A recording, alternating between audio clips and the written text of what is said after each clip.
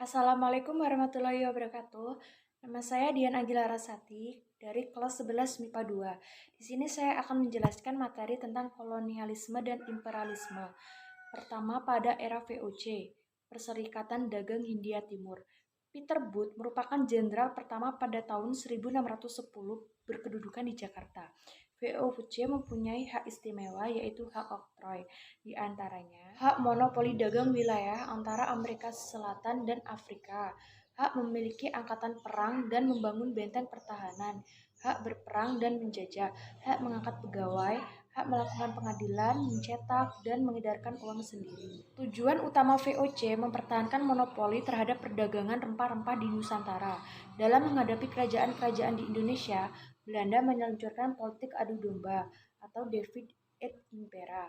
Pada akhir abad ke-18, VOC mengalami kemunduran akibat kerugian yang sangat besar.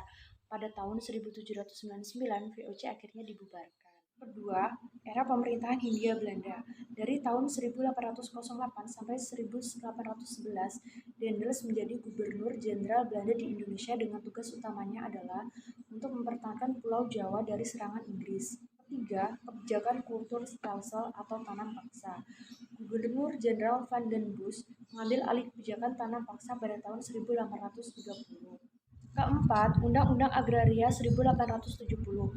Undang-Undang Agraria menjelaskan bahwa semua tanah milik penduduk Indonesia merupakan milik pemerintah Kerajaan Belanda. Undang-undang itu dimaksudkan untuk melindungi petani. Pada tahun 1870 ini juga, sistem tanam paksa resmi dihapus. Kelima, kebijakan politik etis. Pencetus politik etis atau politik balas budi adalah Van Deventer.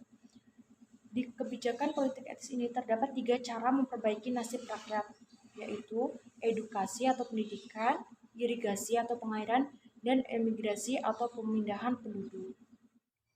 Keenam, Inggris berhasil menguasai Batavia pada tanggal 26 Agustus 1811.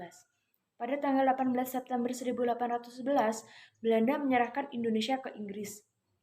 Saat itu, yang memimpin Indonesia adalah Raffles yang memiliki kebijakan diantaranya pemerintahan, bidang ekonomi, bidang hukum, bidang sosial, bidang ilmu pengetahuan, kebijakan sewa tanah, pokok sistem sewa tanah, kegagalan sewa tanah, dan pembagian wilayah. Sekian dari saya akhiri. Wassalamualaikum warahmatullahi wabarakatuh.